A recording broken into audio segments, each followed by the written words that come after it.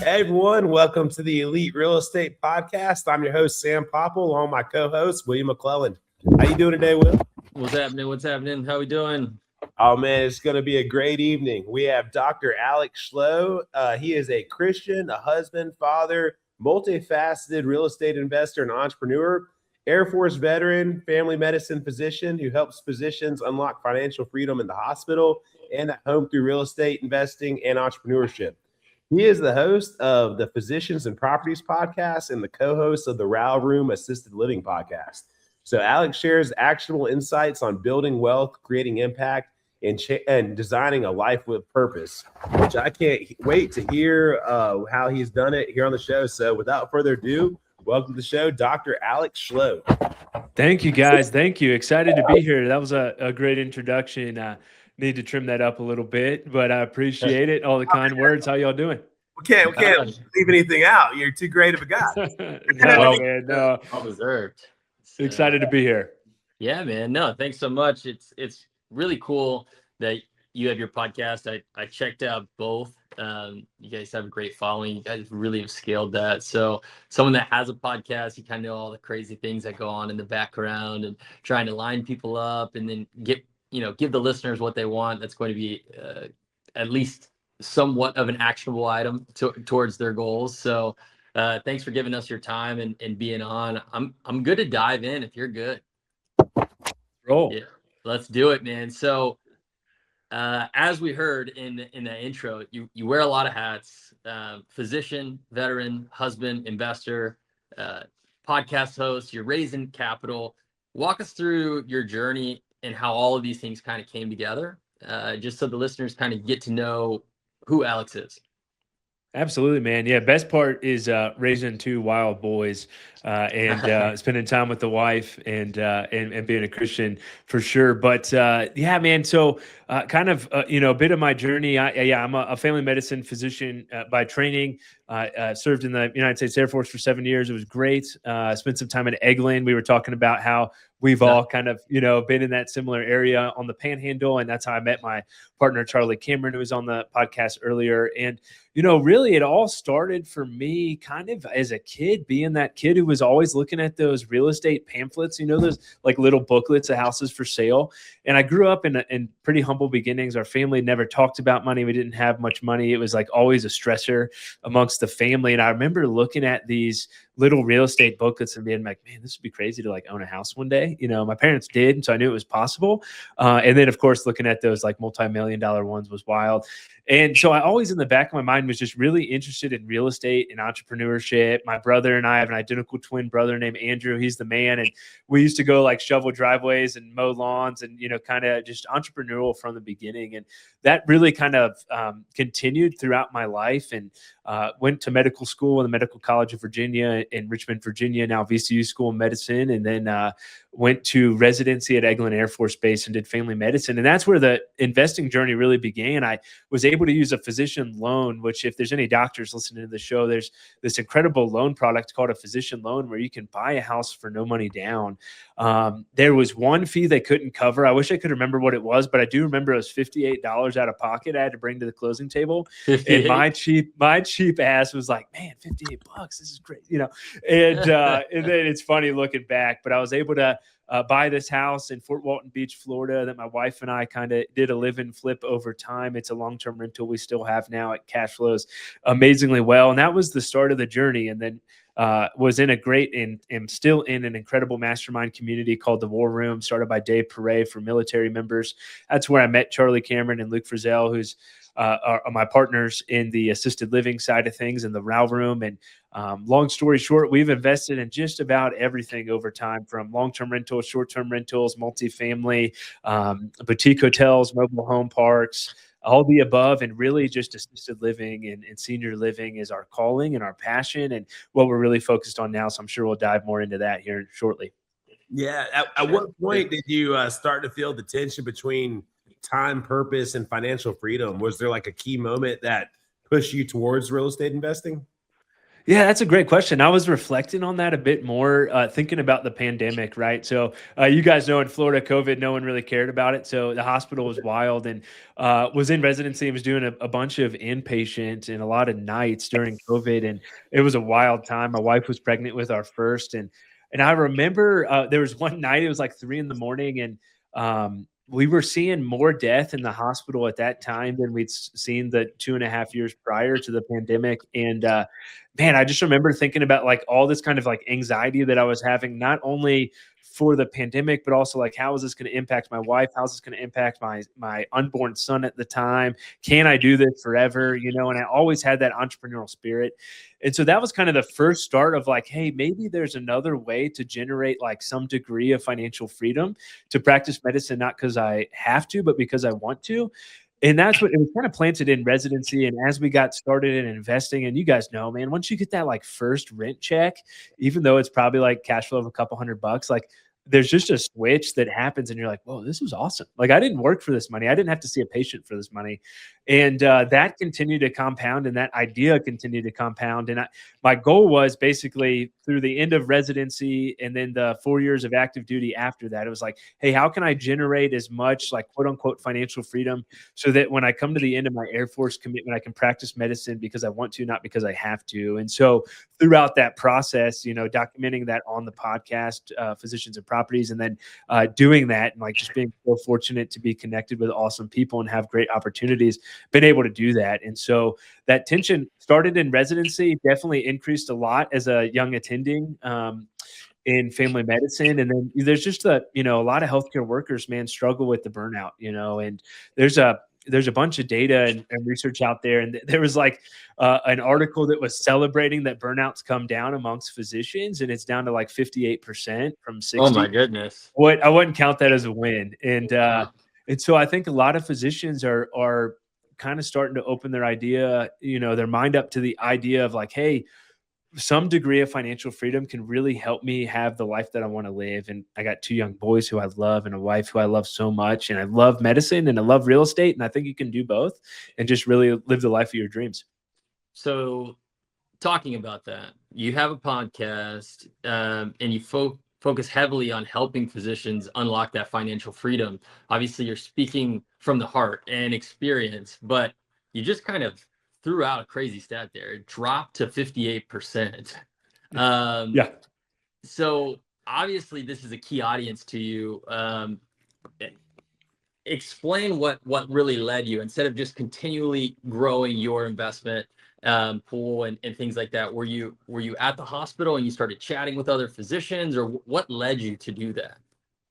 Yeah, first thing in terms from an investment perspective was buying that live-in flip in Fort Walton Beach, starting to listen to Bigger Pockets, getting in the right rooms with the right people, joining a mastermind community, starting to partner with Charlie Cameron, and buying some short-term rentals, and then really kind of seeing that snowball start to happen. The podcast is funny, man. Physicians and Properties podcast, starting that was one of the best decisions I ever made, and I kind of made it almost by accident. I kept getting a bunch of docs who were reaching out to me, friends or colleagues, just like, hey man, what are you doing in real estate? And so I remember talking with my wife and I was like, hey, I'm going to start a Facebook group and just like that kind of be it, and we'll just have some conversation and some community in there and then see what happens. And then ultimately I heard a doc named Dr. Tom Burns. He wrote a book called The Rich Doctor. He's good friends with Robert Kiyosaki. Robert Kiyosaki actually gave him the idea to write a book called The Rich Doctor, Why Doctors Don't Get Rich. The Rich Doctor is kind of his business name. And I heard Tom on a podcast and I told my wife, I said, look, if I can get Tom Burns to be the first guest on the Physicians and Properties podcast, which didn't exist at the time, then I'll start a podcast. And so I emailed him. And I didn't hear back for like 2 months. And I'm like, this is great. I'm in the clear. I don't have to do this. Podcast is a lot of work, as you guys know. And Tom emails me back about 2 months later. And he's like, I would love to be a guest on the podcast. I'm sorry I didn't respond back sooner. We've been backpacking through the mountains of Panama. And I'm like, no way. Yeah. So That's Tom was awesome. the first guest, and then after that, it just kind of, continued from there. And I think we're up to like 130-ish or so episodes on there. But through that, it's been amazing to just see like physicians who are doing it, man, who are getting after real estate and entrepreneurship, who are passionate about teaching others. And it's just been so awesome to see. And as you guys know, it's like so cool to get a message or a comment or a text or something that's like, hey, like I'm a family medicine doctor in Germany and I just listened to your podcast. Like it's just really cool because sometimes you just get stuck in the whole like, I'm doing this, right? Like it's inconvenient. It's at a time I don't really want to do it or whatever it may be. And you need that reminder of like, this is why you do it, man. And if it's just one doc who gets some degree of financial freedom or spends more time with their kids or their spouse or doing something they love outside of the hospital, I think it's totally worth it. We totally agree with you, and that's why we do it. Is like we're super passionate about real estate in general, but then also trying to show people that there's just multiple pathways to success, and that's why we like interviewing different people from different backgrounds, show them, because the one commonality everyone has that comes on the show is they're a successful real estate investor, but that. There's definitely everyone different background, which I think is really cool how you found your niche within that. Yeah, I kind of want to ask, because 153 episodes is incredible, and through that, you said there's a lot of facets of real estate or different type of or entrepreneurship. What are some of the like high sticking points or ones that are maybe the outliers of entrepreneurship that you're seeing these physicians do, so that we can also, and for all the listeners, we're going to link the podcast, his podcast in the description here, but I would like to know like some ones that are off the wall, because that's been the most fun part about this is we get to learn a little bit about someone who's doing something very well, but it's completely different the next week with another guest, and I've loved it. So yeah, that's a cool question. I think, there's a million ways to make $1 million. And so I think it's been really cool to see that as well. Man, the podcast, I mean, it's really cool. There, one that sticks out, Dr. Gloria, she invests in Dubai and does like international investing. So that was really interesting. I haven't really talked with or had any experience with anyone who's doing that. There's some folks that own like medical spas. And so it's kind of cool to see the entrepreneurship side, direct primary care practices, one of which I'm a part of now. And so that's been really cool to see. And then every kind of facet of real estate investing as well has been cool. There was one doc on, she did a good bit of development and really has like transformed Main Street of her small town. She's got like her medical office building, and then she owns a couple other commercial properties. And like one of them, she's going to put a physical therapy clinic in. The other one, she's thinking about putting in like a local pharmacy. And so it's like really cool to just see how folks are really transforming their small town. Yeah, because she's actually getting to play the role of a developer and pick and choose. Yeah, how cool. How it lays out. Well, man, I want to get to some of the meat of what you do. So tell us about your investment strategy. I know we talked about how you're now focused on, the assisted living, but maybe give us maybe a quick short one of the things you ran through and what you maybe liked about some of those things, but what led you away from it to ultimately go to the assisted living, because you mentioned that you even had boutique hotel experience, which that's still on my list that I hadn't done, that I'm intrigued by, that I kind of want to do, but I want to hear about it. Yeah. Yeah, man. Real quick, kind of short-term rentals, long-term rentals. We still house hack our basement here in Colorado Springs, which is awesome. That essentially covers our mortgage more or less, which is really cool to live for free in Colorado Springs. And if I can do it as in my 30s as a physician with 2 kids, you can do it too. So there's such a low barrier to get started with house hacking. So I do love that strategy getting started. Boutique hotel in Townsend, Tennessee, near the Smokies. Co-GP on that, help raise some capital, do some investor relations, and kind of working on that project. That was also with a guy met in that same mastermind, Blake Daly. Shout out to Blake Daly in the Route Room. I met Blake. Blake down in, he's from he was in Panama City for a while. Yeah. Yep, he was stationed down there too, man. Yep, small world, man. And so, Blake is like the king of boutique hotels right now. Met him in the War Room. That's really cool. I think boutique hotels are really interesting. We did some short-term rentals and really like that hospitality aspect. But as you guys know, and anyone who's got short-term rental experience, like the oven always breaks on Thanksgiving and the dishwasher goes out on Christmas. Like it's always the most inconvenient time for things to break. Yeah. And so we own those in a partnership. We ultimately have divested of all our short-term rentals, but man, my wife loved it. Like she's such a great host. She's an incredible designer, photographer, and she just really loved that. And so she's been like low key listening to some of Blake's stuff. And I think I kind of fear that when we do our next like kind of goal setting, she's gonna be like, "Hey, we should buy a boutique hotel." But we'll see. In summary, is why I want to get into them is because it's like there's a part of me that likes the hospitality business. There's other part that doesn't like the one-off issues, and then it's like if I could get this scaled, it'd be great. Like if I had someone that was on site to handle the oven on that day, instead of it right off random properties. But yeah, that's the part of it I think is fascinating. But let's get over to the assisted livings. What you really like. Yeah, man. Yeah. I could go on forever about assisted living and why I think it's the best opportunity in real estate now and for decades to come. I mean, we got started in the lease to operator space. So I like to, when I'm talking about assisted living, first define what residential assisted living is, because a lot of folks don't even know that's an option. And then also talk about some different ways to invest. And that'll also kind of talk through our journey as well. But really what residential assisted living is assisted living in a single family house that's been renovated or retrofitted to be more boutique, personalized, and like community aspect. So a lot of times when we hear assisted living, we immediately think of like that big box, smelly facility where there's a caregiver running around like their hair's on fire because they're taking care of 20 people and it smells like piss. That is not what residential assisted living is. It's really that large single-story luxury kind of boutique home that's typically taking care of 6 to 16 residents. Caregiver ratio, instead of being like 1 to 15 or 1 to 20, maybe 1 to 5 or 1 to 8. And so it's a really great kind of community-based model, and the amount of care and attention that the residents can receive is so much better, and folks actually live longer in that community-like environment. And the cool thing too is you may not even know that there's residential assisted living homes in your neighborhood, which is great because sometimes the seniors can go from living in their house, which they really don't want to leave, but they have to because they need help with activities of daily living, to moving into one of these residential assisted living homes right down the street, and they're still in their community and they're still close to family. And so it can be a really great way to do it.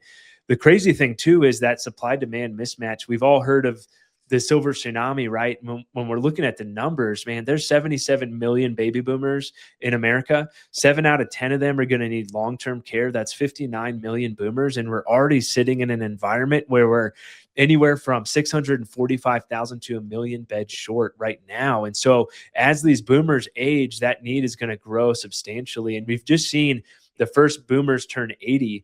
And why that's important is the median age for assisted living is 82. Okay. So right now we have that shortage and we don't even have a lot of the boomers moving into these assisted living homes. It's going to be a crisis. And I think the only way we can solve that is, one, educating and telling as many people as possible, but also single family homes, right? If we can renovate more of these homes into residential assisted living, if we can build more of them, it's going to be a little bit easier from a red tape perspective to build a residential home that's set up to provide exceptional care. Like that's a way that we can combat the senior housing crisis. Long-winded answer. How we got started was lease to operator. So 4 different ways you can invest. One would be a limited partner. So you just invest passively in one of our deals. That's the classic mailbox money, or you invest with someone else who's doing this. The next would be lease to operator. So that's, you own the real estate, you lease that out to an operator. You're essentially the landlord. And typically that is a commercial lease that the operator signs. They're responsible for all the day-to-day care, all the licensing, et cetera. This can be a really great way to cash flow as much or more as a short-term rental without worrying about the oven breaking, because they're responsible for the maintenance and so forth as well. So that's how we started. Does that work just like a triple net lease? Yeah, typically kind of double net. So you're responsible for mortgage, taxes, insurance.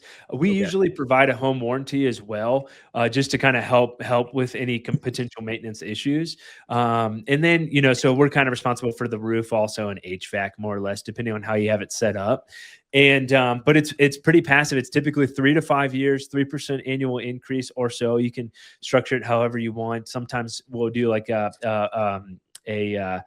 lease to purchase option as well. There's a lot of different ways you can structure it, but it's pretty passive, and it's a pretty passive way to get into assisted living and still have those benefits, but also not be responsible for the day-to-day care. The key thing about this, though, is like you got to have the right operator, right? Yeah. Like, that is your. I want to come back. I want to come back to how you found those operators, but I didn't want to cut you off. So, what were those other ways you could invest? Yeah, absolutely. So we have the LP way, that's just passively investing. Right. As we go, we're going to talk about more active ways. So the limited partner investing, lease to operator. Next would be you want to own the business and do the operations and rent that in and rent a home out from someone else. So it would be the reverse of lease to operator. You're the operator and you're paying, to lease a home out. That works really well for people who want to operate. They want to own the business, but maybe they don't have the capital to purchase their own real estate. So that's a great way to do it as well. And then the last way would be to own and operate, right? You own the real estate, you own the operations, you run the day-to-day care. We typically teach folks in our mastermind, like, hey, you should be thinking about how can I hire a manager who oversees the day-to-day care so you can work on the business and not in the business. And if it's your goal to grow and scale, you can do that more appropriately as well. So that's the 4 different ways: limited partner, lease to operator, be the operator and lease out a home, and own and operate as well. And now currently, as you're operating now, you have all 4 operation types. So you're not Okay. yet. Not yet. Okay, Yeah. cool. Yeah. So we've done 5 lease to operator homes in Arizona. Okay. We've partnered with an operator in Wisconsin on 3 homes. That's been an interesting experience that we would take the rest of this podcast to talk more about. And then so that's kind of like a caveat. That's like a 5th, partnering with an operator, or that goes into essentially being owning the business, leasing a RAL home. Is that kind of? Yeah, I guess that'd kind of be like an asterisk. Yeah. Yeah. Caveat. Cool. Okay. Yeah. I like yeah. that. Okay. I think out of all those, the ones that sounds the sexiest to me is the lease to the operator, because I love the idea of owning the real estate. I have it all set up, can make a chunk of the money, but then I love the idea of me not having to run another business, because I own 4 restaurants too. So, oh man, yeah, you get it. yeah. So, and I got a manager at each one of those. So, so that's So how did you find these operators, and like, are there operators that are currently out there like looking for homes? Yeah, for sure, man. So that's an awesome question we get often, because real estate investors are always like, "Oh man, lease to operator, that sounds amazing," right? Because we understand all the benefits of owning the real estate, and it's a great way to do it. So we started a Facebook group. Actually, Charlie started a Facebook group just to kind of like drum up some more operators, because that's the hardest part, right? Is finding the right operators, and that exploded. We ultimately now got 3 Facebook groups, and it's like 45,000 people. It's ridiculous, and so that's where the mastermind was built from, and so forth. Was just like, hey, there was a lot of interest, and so that's still the hardest part. So really, kind of the ways we say the best way to find operators, or some ways to think about finding operators, is there's some realtors who specialize in assisted living, and sometimes they're called like senior housing specialists. Sometimes they're called like senior realty specialists. There's a bunch of different names for it, but bottom line is they specialize in assisted living. If you can connect with a realtor who specializes in that space, they oftentimes will have a Rolodex of operators, because they're networking with people who are like, hey, I don't have the capital, but I want to operate. Do you know anyone who's got a house that I can potentially lease from? And so that's a really great way to do it. That's largely what we've done in Arizona. Is like, we have an amazing team out there from a realtor perspective. They specialize only in assisted living. They've built a great Rolodex. And so that's a good way to do it. If you're not successful that way, some other ways to do it would be posting in different Facebook groups. You can even post like in Indeed or LinkedIn, like a job opportunity, right? Like looking for an operator.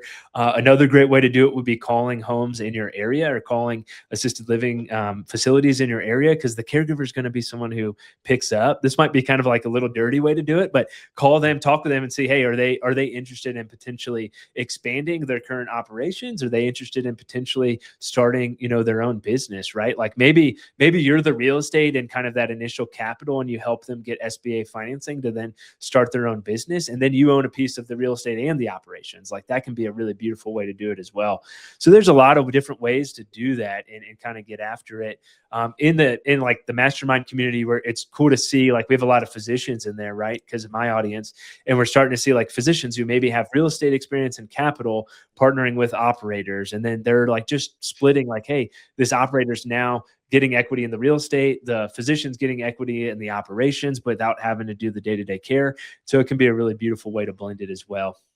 Yeah. What's something most people don't understand about assisted living as an investment or a business model? Well, I think a lot of people don't even know that residential assisted living exists and is an opportunity, right? I think people, who maybe have grandmas and grandpas that are aging don't even know that that's a possibility, right? And so if they don't know, then you don't know. But as an investor, I mean, it's tough, man. It is hard. Like I think, maybe I come across making it sound like, hey, it's really easy. You just get an operator, you put them in, it's done. Like if you're renovating a home, there's a lot of different things that need to go into that. You have to have fire suppression system. You have to have a fire alarm monitoring panel. You may need to do, wheelchair ramps and grab bars. And how can you make that handicap accessible? So there's a lot more nuances that go into it. And not to mention every specific state and specific locality are going to have their own rules and regulations and requirements to get licensed. And so it can be kind of a cumbersome process. I think the biggest thing is just start getting educated. Well, sorry, let me back that up. I think the biggest thing is figure out how do you want to invest in assisted living, right? And then once you figure that out, then where, right? So if you're going to own and operate, it probably needs to be in your backyard or pretty close to it, because the SBA bank or whoever you're doing for lending is going to want you to be close by. If you're going to lease to an operator, I mean, I haven't even seen our homes in Arizona. We got 5 of them. And so you can do that wherever it makes sense. So you have to figure out how you want to invest and then go from there. But and then just educating yourself on the space. What's it take to get licensing? What's it take to get the home retrofitted appropriately? What's it take, what zoning, if you're going to go ground up, as we were talking about before the podcast, like what zoning requirements are there, and take a look and go from there. So I definitely agree.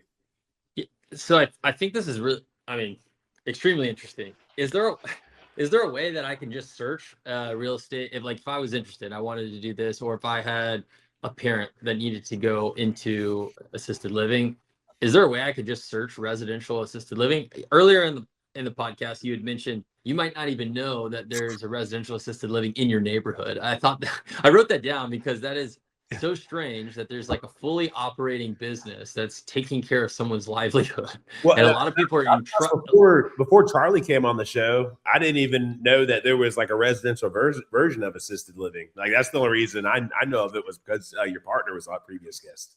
Yeah. Isn't it wild? Yeah, it's crazy. I mean, if you Google, maybe if you Google in your area residential assisted living, something will come up. Or if you're looking at assisted living in your area, you're going to see, hey, does this look more like a single family house? That's probably residential.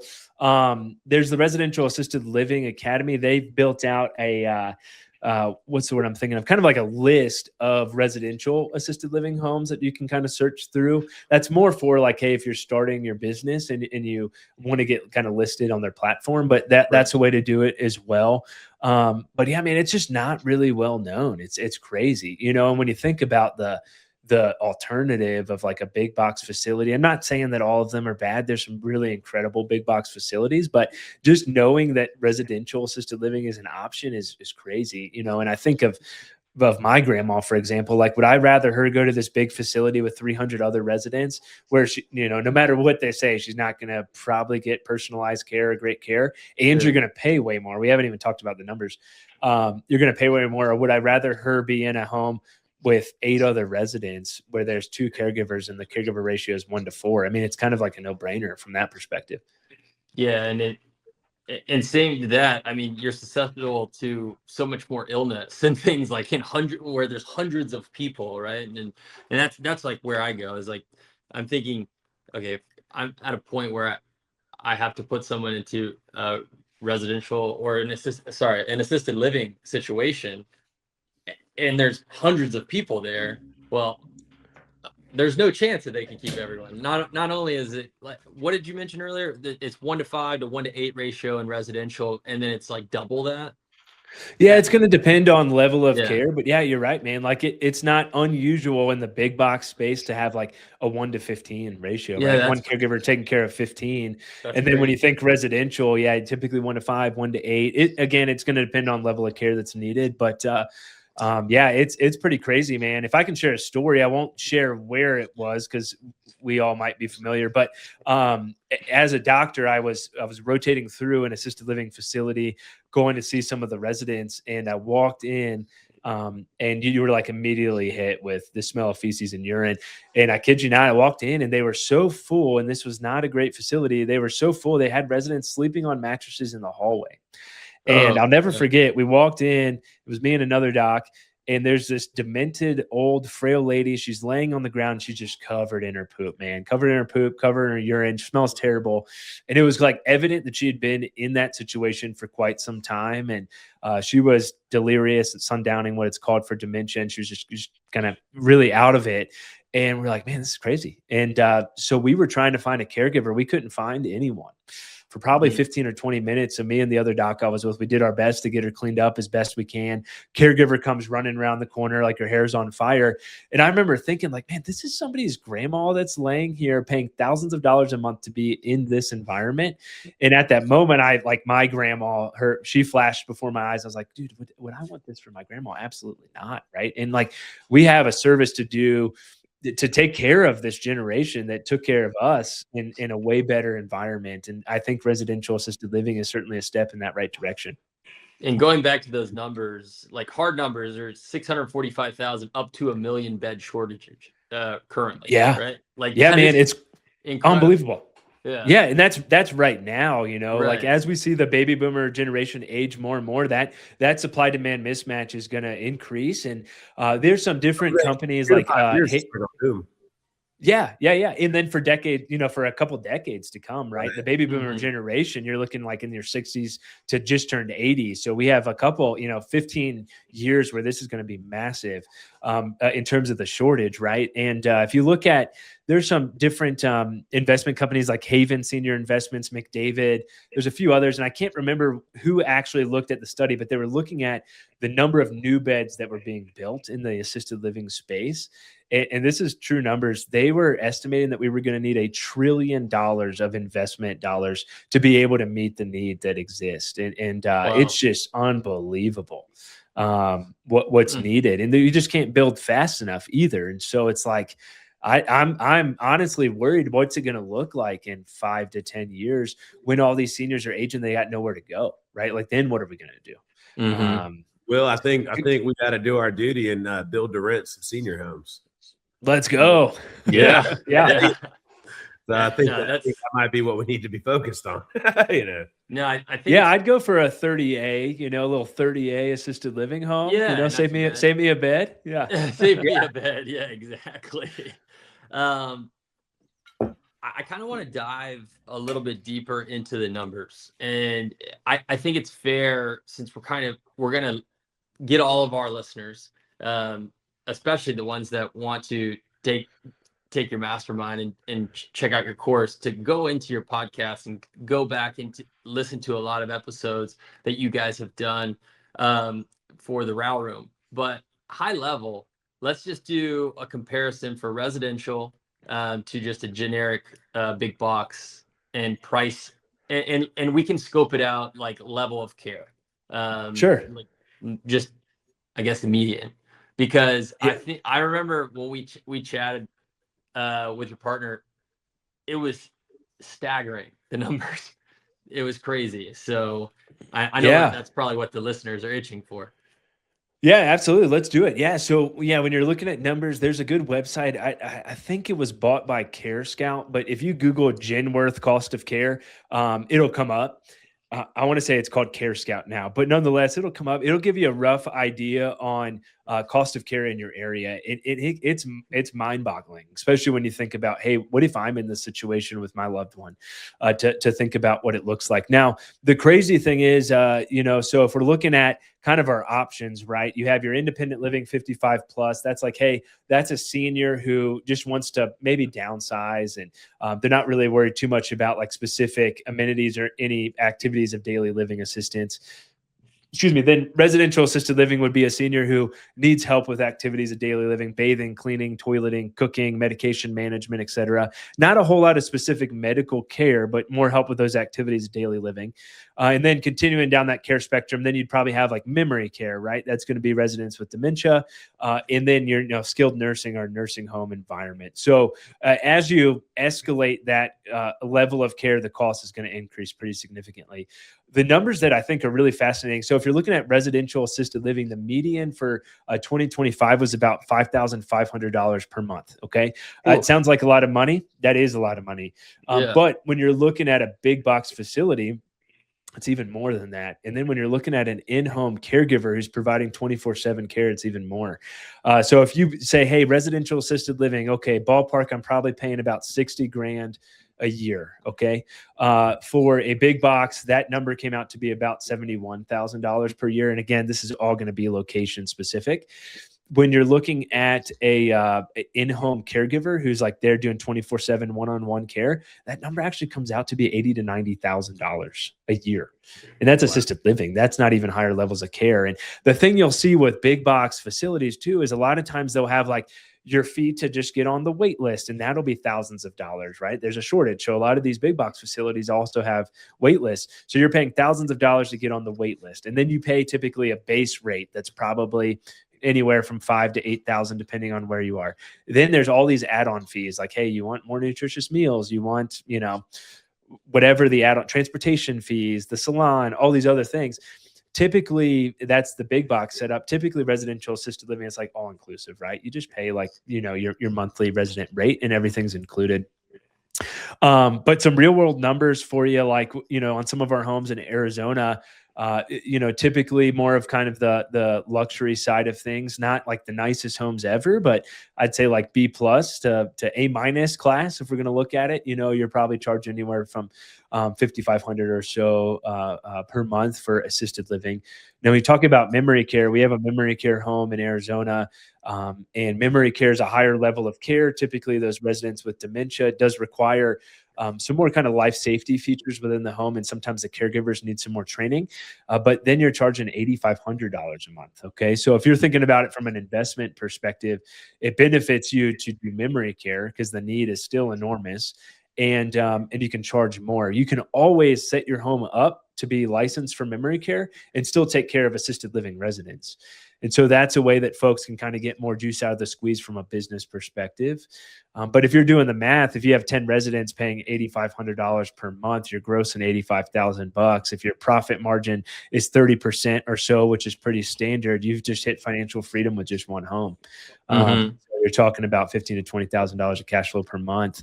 And so it's pretty wild. And the crazy thing is the residents are getting better care for cheaper, than what the alternatives are. And it's just wild.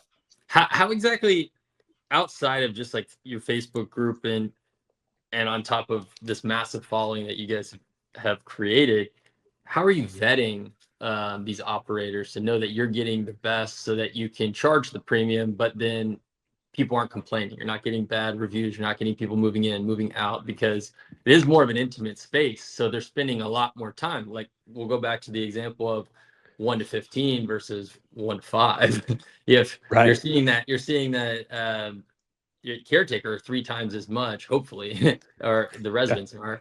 So what exactly are you looking for, and how are you finding these really good operators and differentiating them? Because that seems like the largest liability to the entire operation. Yeah, 100%, man. Yeah, great question. To clarify those cash flow numbers, the $10,000 to $15,000 per month or more, that's typically going to be you own the real estate, you own the operations. Yeah. Usually, the lease to operator side of things is going to be a bit less, $2,500 to $5,000 or so per month, which is still amazing. But yeah, finding the operators right, that's going to be your linchpin. And we've had some rough patches along the way. I'd be lying if I said that every operator was great and it worked out well. We had one home in particular that was just a complete pain, man. And we went through a couple of different operators, and we've learned along the way some things that are really important is first and foremost is like their heart, right? Do they really have the heart to take care of seniors, and do they understand how hard it is to do this job, right? Like, I mean, caregiving is incredibly hard. A caregiver choosing to do that job, it is just like an amazing person, right? Like, it takes an incredible heart to do that and provide care to seniors. It's got to be your calling, right? Yeah. And that's what you're looking for an operator, right? Is it their calling, or did they hear a podcast like this and hear like, hey, I can make a lot of money if I do this, right? So looking at the track record, but really looking at their heart, what's the culture you want to set up for your home is super important. And then, yeah, looking at their experience, right? Do they have experience operating a home? How many have they done? How did they, for example, handle the pandemic, right? Did they operate through the pandemic? What are some things that they learned? Those can all be really great questions. Of course, doing background checks is really important. And then financial due diligence too. You know, if you're going to start operating a home, if it's completely vacant, it's going to take time before that home is occupied. And so do they have the cash reserves to kind of weather the storm, to pay you your lease fee and also start paying caregivers? Because once that first resident comes into the home, you start in 24/7 care, and your biggest expense is going to be your labor expense. And so financial reserves are really important. Looking at their financial statements, looking at their bank statements, seeing what their reserves are, incredibly important. Obviously the background check. And then do their goals align with you, right? Are they looking to provide really exceptional care? And another thing that's important is like, what's their goal for growth, right? Could you see this person potentially partnering with them on another home, or them being a manager and then overseeing the care? So there's a lot of different things that go into that. But big thing is culture fit, background check, financial kind of background check. And those are the first things that I'd say really look at when you're vetting these operators. Yeah, I think that makes a lot of sense. Now, you've mentioned before that faith and family are central to your life. How do those values influence your approach to business and investing? Absolutely, man. I love that question. I think that we all feel most fulfilled when we're taking care of others. And I think, if we tie all of that into assisted living, right? Like, there's no other real estate asset class that's so fulfilling. There's no other asset class that you're like providing really exceptional care for seniors who need it most at the end of life. And so it's just an incredible way to do that. And what a cool mission, and what a cool way to serve others by doing that. So that's huge for us. And then, of course, like from an economics perspective, I mean, I'm a firm believer of, as a Christian and as I think a relatively good person, like my goal should really be, hey, how can I provide as much value as possible, serve as many people as possible, make as much money as possible, because then I can give much more, right? And I'm a firm believer of like, good people who make a lot of money are going to do way more good, and the bad people that make a lot of money are going to do way more bad. And so like, hey, we need to really like help create a lot of wealth for really exceptional people along the way. And so as the mastermind's grown, as like our team's grown, it's been really crazy to like hire people and think about that. Like, oh, I'm helping to like put food on their table. And then ultimately I hope that like we're able to help them generate financial freedom for their family and just kind of keep going from there. So long-winded answer, man. It's just like kind of that go-giver mentality, that servanthood, just like loving one another and trying to give as much as I can. I love that. What does financial freedom mean to you personally, and how do you define success at this stage of life? Oh man, good question. I think it's, financial freedom is really kind of the time or the ability to do what you want, when you want, where you want, with who you want. I mean, I think that's it. But as I think about it more, man, I think it really comes down to like time. It's just time, right? Like, hey, I am buying back my time to do more things that I love, whether that is in business, whether that's spending time with family. I mean, I think back to this last year, I got out of the military and I took 3 months off, and we spent a little over a month on a camping trip in the Grand Tetons, Yellowstone, and Glacier, just in our small little camper. And like, that was the best. Like, and I'm never going to get that time back with my kids. And we're going to hit a point with the kids where they don't want to hang out with me anymore. And so I want to capitalize on that as much as possible. You're the cool dad. For now, he's 5. My oldest is 5. So he thinks I'm really cool right now. Yeah. But I think that's huge. And so I think having the ability to do what you want when you want with who you want. And for me as a physician, I think it's like the ability to practice medicine because I want to, not because I have to, and kind of be able to create that balance in life, which balance is, a tough word to use because I don't know if balance exists, but I'm trying. I mean, I think it doesn't seem, it seems like you're balancing everything well, but I would say a skilled juggler because you have got so many things going on right now. I mean, I'm taking so many notes, just writing everything down, and then on top of that, like you're a full-time physician. It's so impressive, and it's amazing. Part-time now. Yeah. Okay. Yeah. Right. Part-time now, Yeah. but like, yeah, you're still, I just wrote down here the go-giver mentality. I mean, you are preaching that in everything that you're doing.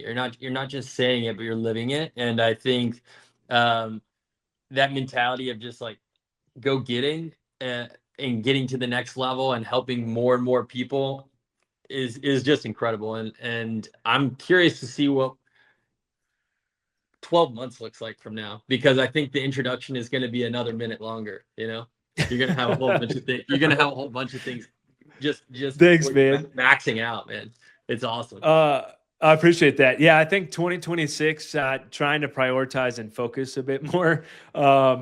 But yeah, thanks, man. That really means a lot. It's been a lot of hard work, but man, so worth it. I was thinking about today, and this is not in a way to like brag, but today was really busy. I didn't have to work in the clinic, but like I was on a bunch of podcasts and hosted some podcasts and meetings and all stuff. But I was like, man, I got to go inside like 4 different. I got to have breakfast with my kids, lunch with my kids, play with my kids. Like this is the dream, right? Like it's a Tuesday afternoon and I'm like wrestling with my son. Like how cool is that, Yeah, and so like that's what it's all about, man. And Charlie's a perfect model of that as well. Like Charlie's goal when he was active duty in the Air Force was, how can I generate enough passive income so I can walk my daughter to kindergarten every day, right? And he did it, and he's done it. And and I think surrounding yourself with people who have that same mentality, and Luke, my other partner, is the same way, and it's just so cool. No, that's incredible, man. I think that for all the listeners, physicians, people who are interested in residential assisted living, and they might be a little nervous of breaking into real estate, what's like one piece of advice that you give them to get started? Yeah, I think for physicians, like we get no financial or business education in med school. It's pretty crazy. So I think like dude, it's nuts, man. It's nuts. You're in school for so long, and there's so many family. Every small town has a family practice, right? And it's like, I'm sure they're running really hard trying to make it work, because there's so much more. Not only do you have all the knowledge to help everyone in your community, but now you have to know how to keep the lights on. I know, it's wild, man. And if it wasn't for people like Jim Dolly, the white coat investor, passive income MD, semi-retired MD, there's a few docs who really kind of like led the charge on let's create some financial literacy and education for physicians. And I'm lucky to kind of be a very tiny part of that space. And so that's been amazing. But usually I tell folks like, medical students and residents, like first and foremost, you need to focus on being a really good doctor, but start thinking about what are some ways that I can set myself up for success. And I think as, a young professional or as a medical student getting ready to go into residency, think about how you can house hack, right? Like imagine graduating med school with a bunch of debt, but then being able to get a physician loan, which you can, because the bank's saying, hey, I trust that your income potential is going to be high. I trust that I'm going to be able to lend to you, no money down, right? I paid $58 for that first house. And so what if you begrudgingly?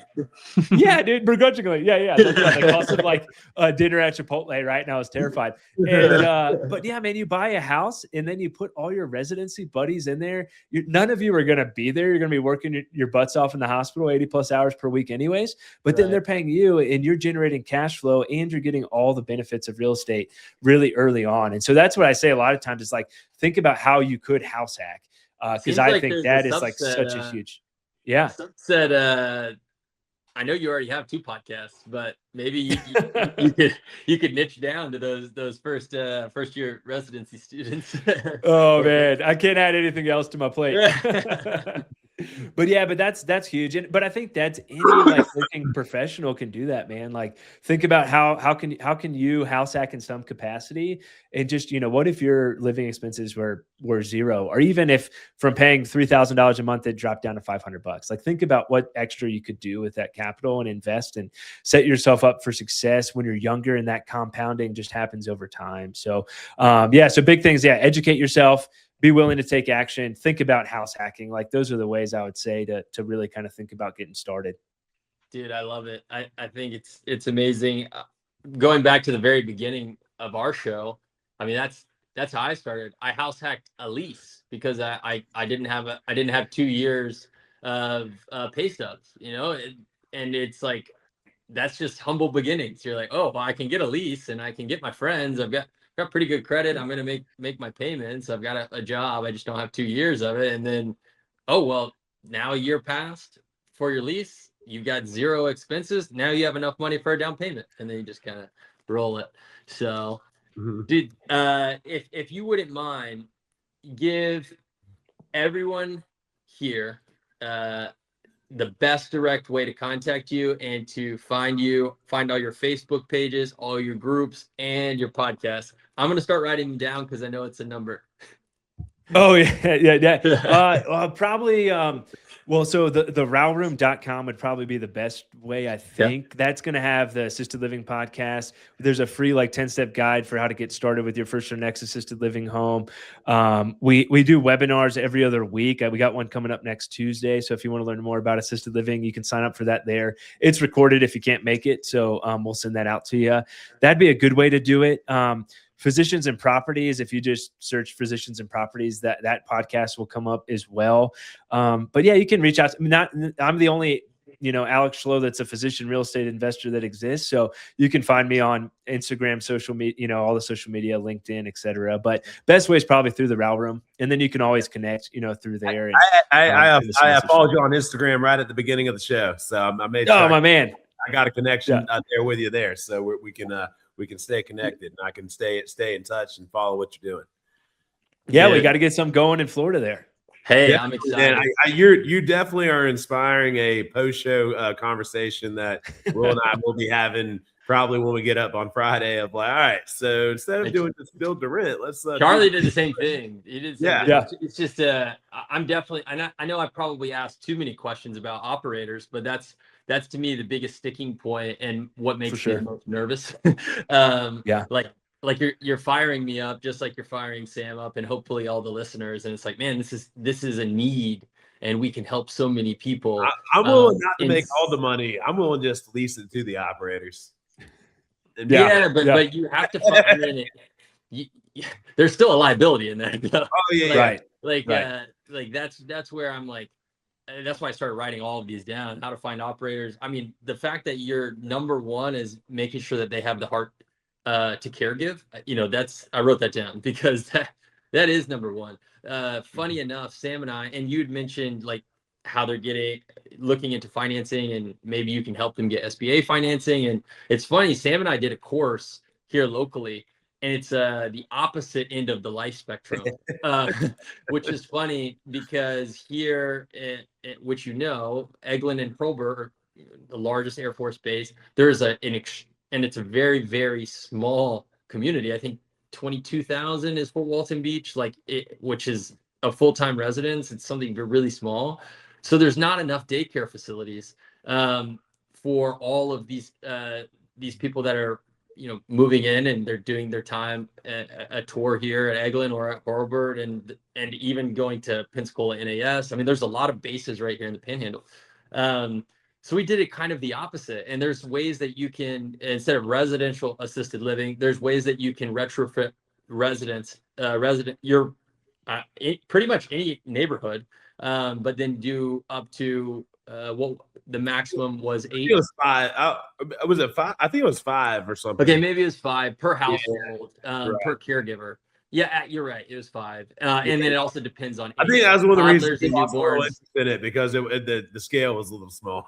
But it's the same type of thing. The need was insane. Through the roof. It blew my mind. Oh, for sure. People are waiting. Same type of thing that you mentioned. You're probably in that need right now.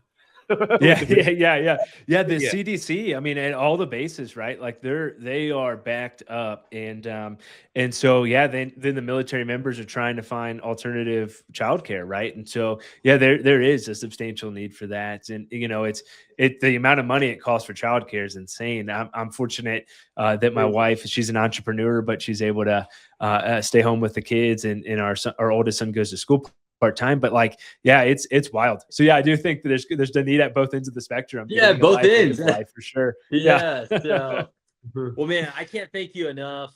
This has been a ton of fun. I've learned so much. I've taken like 10 pages of notes. This is, I can't wait to. I want to thank you for your time again, because I realize, how many things are pulling at it. So it's awesome for joining us on the show. Yeah, man. Thank you, guys. This is fun. Yeah, let's do it again next year and see how things go all across the board. But love what you guys are doing. Love the podcast. Love the opportunity. Obviously, Florida's got a soft spot in our heart in the Panhandle, and so thanks for doing what you do there. And I know you guys also mentor and teach a lot of other people as well. And so I think the opportunity for lives and generations and families to be completely changed is huge. And so it's hard work, man. It's worth it. So thanks for doing what you guys do. Thanks for inspiring us. I needed that today. I was like, man, there's so many things happening, but then you just fire me up. I'm not doing enough. So Sam, where can I find? Yeah. Sam, where can I find you, man? Yeah, so everyone, check us out at the EliteRealEstatePodcast.com. That's one of the great places to get in touch with us. We have a little spot at the bottom of the page where you can send us a message. We're constantly looking for buildable land in Escambia County. So Will and I are actively building and investing all over Pensacola and the greater Pensacola area. So if you have any lots or have any leads on some buildable land, shoot us a message down there at the bottom. We would love to come check it out. Because like I said, we're actively trying to buy lots, trying to build at least 26 in 2026. So help us hit that goal. And then if you need any building supplies, also hit us on that page. Just down the message, put that you're interested in building supplies, and Will reach out to you personally, because he sells building supplies all over the Panhandle, constantly getting people the best rates. He's got some great prices on a lot of our windows and doors. So definitely reach out, and also go to our YouTube page, the Elite Real Estate Podcast. Hit that follow on YouTube. Big help if you could follow us on YouTube, and make sure you guys, connect with Alex. Thank you so much for being on. Check out the Row Room. I'm excited to catch a live recording. I'm gonna hop in. You said next Tuesday, so a week from today. I'm super excited. Thank you so much for being on, man. Yeah, thank you, guys. I really appreciate the opportunity. Keep crushing it. Yeah, you too. We appreciate everyone tuning in to the Elite Real Estate Podcast, and we'll see you all next week. Thank you for listening.